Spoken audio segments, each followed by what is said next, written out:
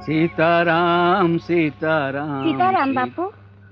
સીતારામ બેટા, વળી પાછો અહીં કેમ આવ્યો છે? શું નામ છે તારું? ભક્તિરામ. કેવા છો? રામાનંદી સાધુ. બોલ. હું આશાલીની જમાતમાં આવ્યો છું. તમારો શિષ્ય થવા.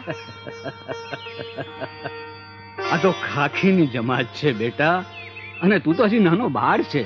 ધ્રુવ અને પ્રહલાદ પણ નાના જ હતા ને બાપુ. ધન્ય છે બેટા, ધન્ય છે.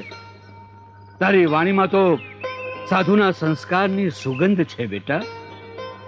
પણ બેટા, આ બહુ જ કઠિન પંથ છે.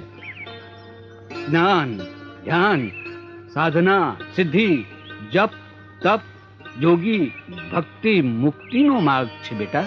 એ માર્ગે જ પગલા માંડવા છે. ભક્તિ રામના હવે બીજા માર્ગે પગલા ન માંડાય. જપ તપ ભક્તિ સિદ્ધિ સાધનાનું ભાત તો બાંધીને આવેશ. આશીર્વાદ આપો બાપુ. જા બેટા, તારા એ પાવન પંથે સીતારામ નામની જ્યોતના અજવાળા પથરાશે. સીતારામ બાપુ. સીતારામ.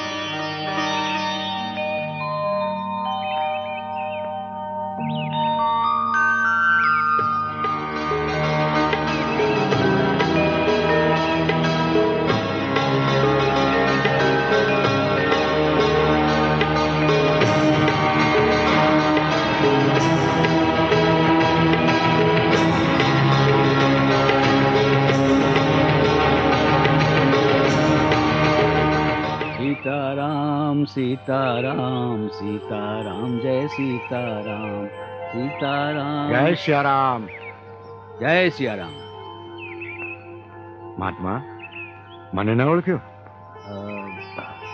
હું ભક્તિરામ. હા?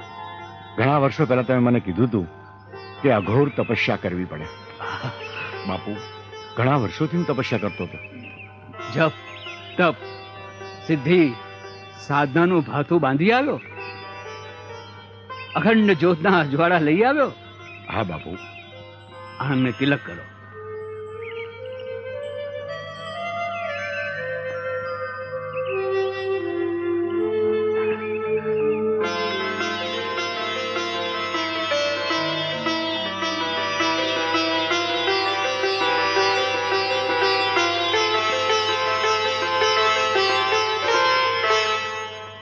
જય સિયારામ બાપુ.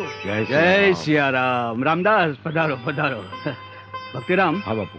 આ રામદાસ ગુદડિયા, ઢસામાં એમનો આશ્રમ છે. જય સિયારામ. જય જય સિયારામ. સિયારામ. દશા આવો તો ક્યારેક આશ્રમે પધાર.